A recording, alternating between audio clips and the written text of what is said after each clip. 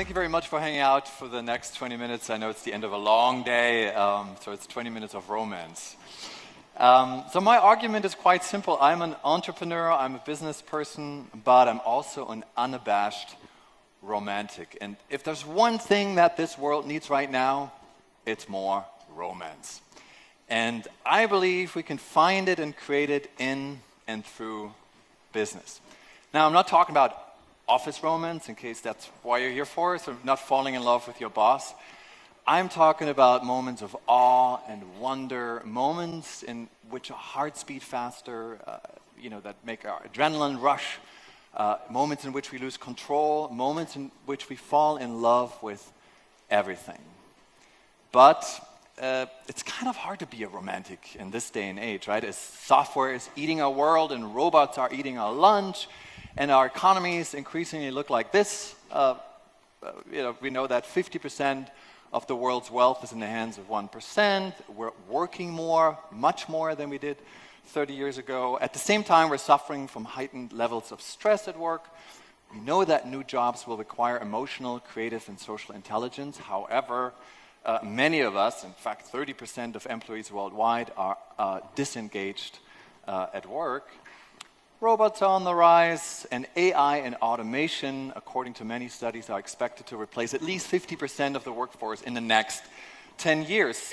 And by the way, not only mechanical tasks are affected, but also knowledge work. So welcome to the second machine age. Welcome to the age of the exponential organization that's designed for efficiency, designed for winning at all costs, and driven by algorithms. Of course, with the poster boys being Amazon, Uber, and very often when we talk about exponential organizations, those algorithmic corporations, we use phrases such as, whatever you think of them, they're effective. Yes, they are aggressive, but they are winning. Disruptive. I don't agree with their policies, but they're just the best solution. Super convenient.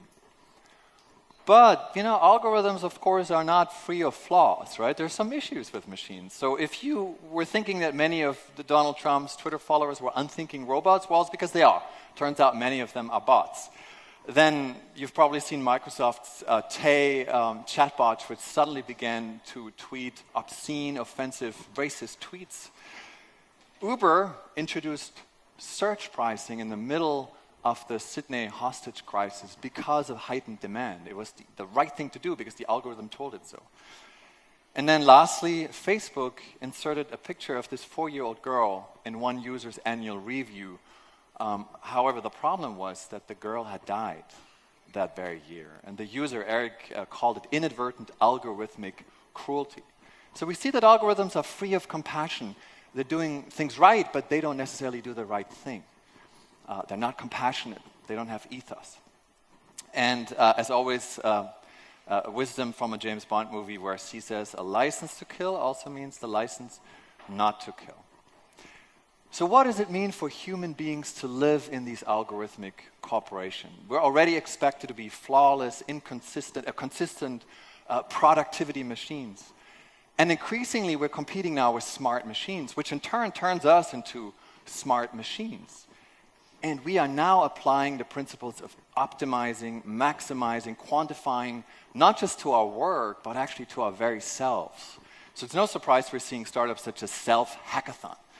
Or we're recording everything, right? Our relationships, all of our activities, and then we rate everybody. We rate our neighbor, we rate our friends, we rate our lovers, our parents, through applications such as People. And even the most intimate aspects of our lives are effective. So there's actually an application called Spreadsheet that allows you to enhance your performance in bed based on data analytics. If that doesn't work for you, then you can use this app called Breakup Text, which allows you to send automated breakup text messages to another person. If that sort of disgusts you and you want to stay away from the whole game, then you can use this service called Invisible Boyfriend. Apparently there's an invisible girlfriend as well, but it's in beta. So Invisible Boyfriend allows you to receive fake text messages, fake emails, and even fake phone calls at the opportune moment to pretend there is a boyfriend out there. So very soon, we might be falling in love indeed with our operating systems, as so beautifully depicted in the movie Her by Spike Jonze, about which the New York Times wrote, "The great question is not whether machines will be able to think. The great question is, will humans still be able to feel?" And indeed, when everything is measured, quantifiable, made predictable, convenient, familiar, where do we find these profound experiences that punctuate our routines and give our lives meaning? Where are the strangers? Where's the magic? I believe we are at risk of engineering the romance out of our lives. Romance, which perhaps is the ultimate differential in a world of maximizers and optimizers. Now, it sounds pretty, apocalyptic, but the good news is we've been at a point of such disenchantment before. 200 years ago, the original Romantic movement, Lord Byron, Keats, William Wordsworth, you might have heard about all these poets at school, they actually touted emotion and mystery and serendipity and ambiguity in response to the disenchantment caused by the Enlightenment back then. And I would argue that we need a new Romantic movement now, this time in business, this time in response to a disenchantment caused by the datafication, the quantification of everything. And I think you, business people, entrepreneurs, can be the new Romantic poets, the new meaning makers of our time. Now, looking at your faces, you're probably saying, yeah, that sounds lofty, and how am I going to tell my investor that I want to build a romantic organization, or telling my boss I'm going to romanticize my workplace tomorrow, maybe it doesn't fly all that well. Well, so let me try to make this as practical as I can by presenting 3 rules of enchantment, the romantic principles, if you will, that help you design romantic workplace experiences and customer experiences. The first one is called Find the Big in the Small. Did you know that the average American has only one close friend? That number has actually gradually declined over the past few years, and the numbers are not that different in Europe. And many speak of a crisis of friendship in light of these numbers, an age of anxiety, of loneliness, which is really astonishing given that we've never been more connected before. But the opposite of loneliness, as this quote says by Richard Bach, is not connectedness, it's not togetherness, it's intimacy. And we are in dire need, in desperate need for more intimacy in our digital age.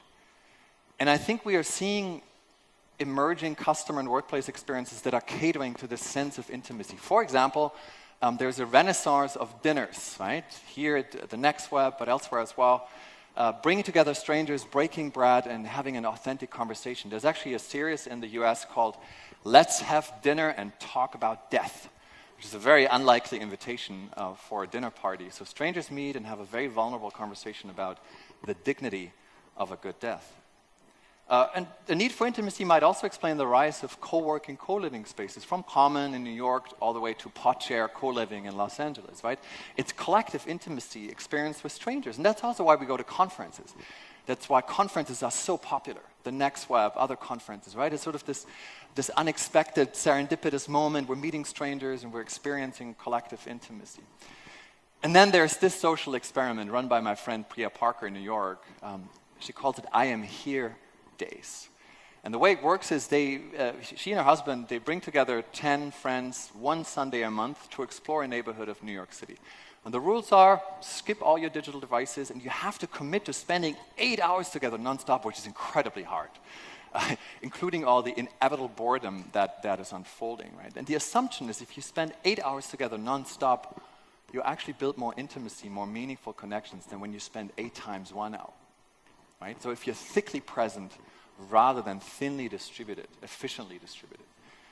And there's a lot to learn actually from art, from performance art in particular. Marina Abramovic, the performance artist, she did this exhibition at MoMA in New York called The Artist is Present, where she sat across from one visitor at a time for 700 hours nonstop, so 5 minutes I think per visitor, celebrating intimacy and vulnerability. And then, of course, we've seen the rise of slow entrepreneurship, slow food, and then most recently, slow marketing.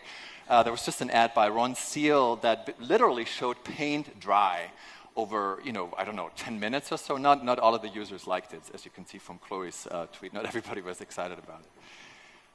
So you look at all these experiences and you might think, this is really nostalgic, right? It's kind of going backward. But nostalgia is often misunderstood as a longing for a time gone by, when in fact it comes from the Greek term nostos algos, which means pain from an old wound.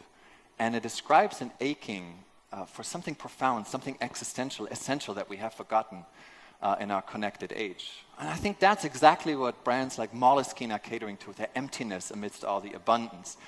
And all the curatorial experiences that we're seeing, right? Like Gustav in Hotel Budapest, basically treating us as unique individuals with all of our subjectivity rather than giving us advice based on an algorithmic recommendation engine. And this is not anti-tech. In fact, this is my favorite nostalgic tech application that creates intimacy. It's called Forgotify. And Forgotify allows you to discover and play the 4 million songs that have never been played on Spotify. Right? So it's using an algorithm to turn against an algorithmic world, to create a platform for the strange and for the quirky, for the romance that awaits us at the lonely end of the long tail. So all these experiences create intimacy, the beauty of things that don't scale. Small moments of attachment, as any marriage or relationship researcher will tell you, are crucial for a healthy marriage. It's not the great gestures, it's the small moments of attachment. Rule number 2 of the 3, keep the mystique. Now, we're inundated with data, and we all assume the more we know, the better we can deliver our services with utmost precision. And radical transparency is usually touted as a virtue. But I believe precisely because that's the case, secrecy and mystery make experiences meaningful again. So that's why we're seeing the rise of ephemeral media like Snapchat, like fleeting moments, pop-up studios, pop-up magazines, pop-up everywhere. Radiohead just recently was trying to erase his entire internet presence retroactively in an attempt to basically foster sort of permanent ephemerality, if you will.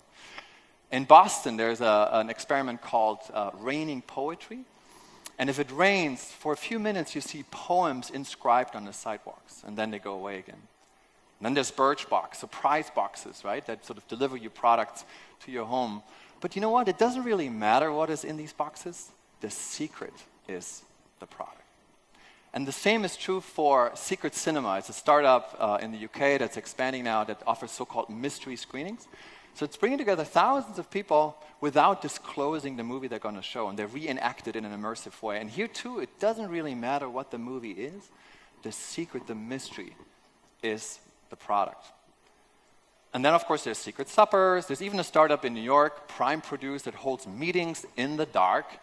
House of Genius is a business networking series where all the participants remain anonymous.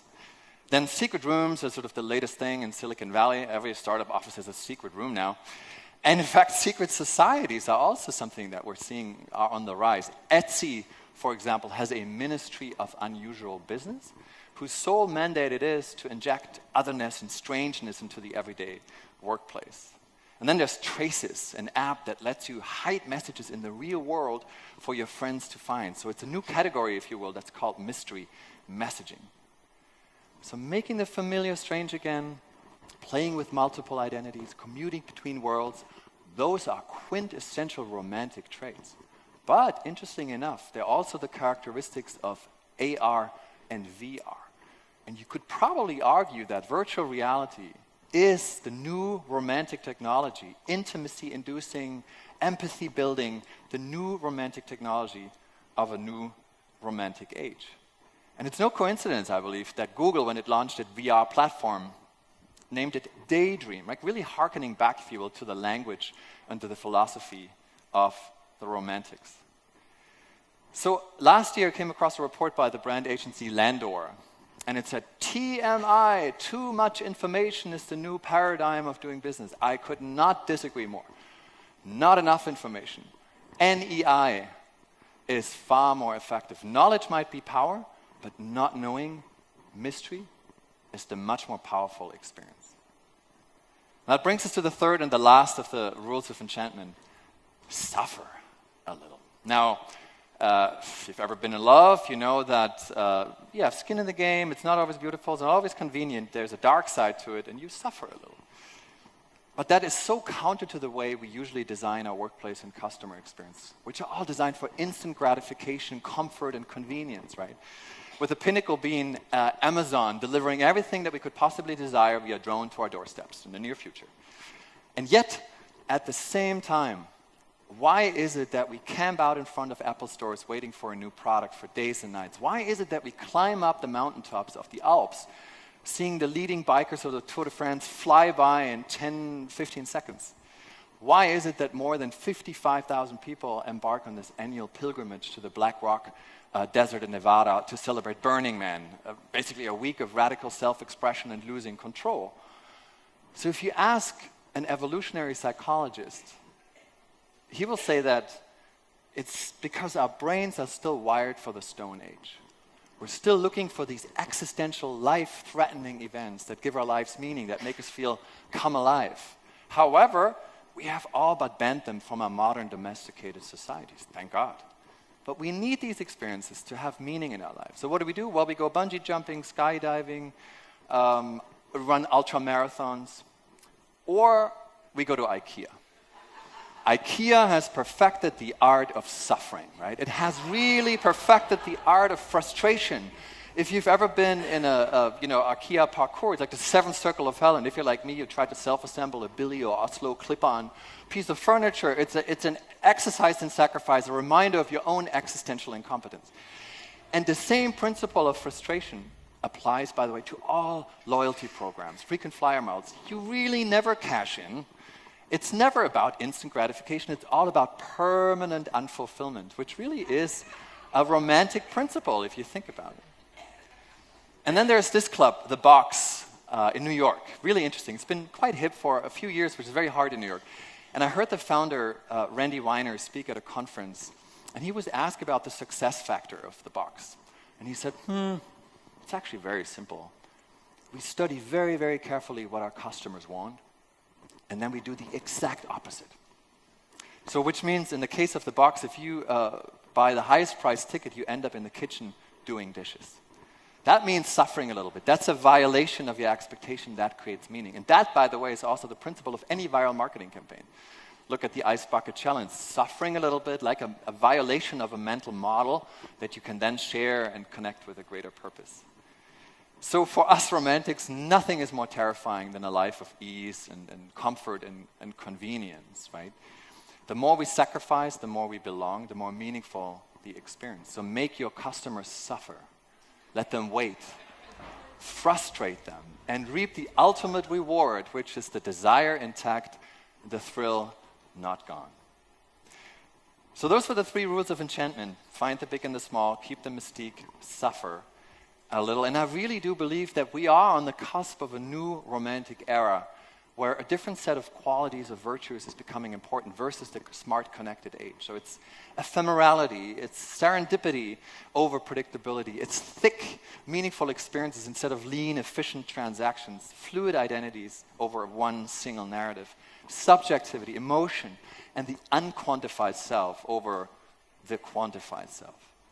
And I think we're moving from a smart connected age to a romantic age. And yes, we like comfort and convenience, we all do, but we love those brands and those organizations that give us a heavy dose of punch-drunk love.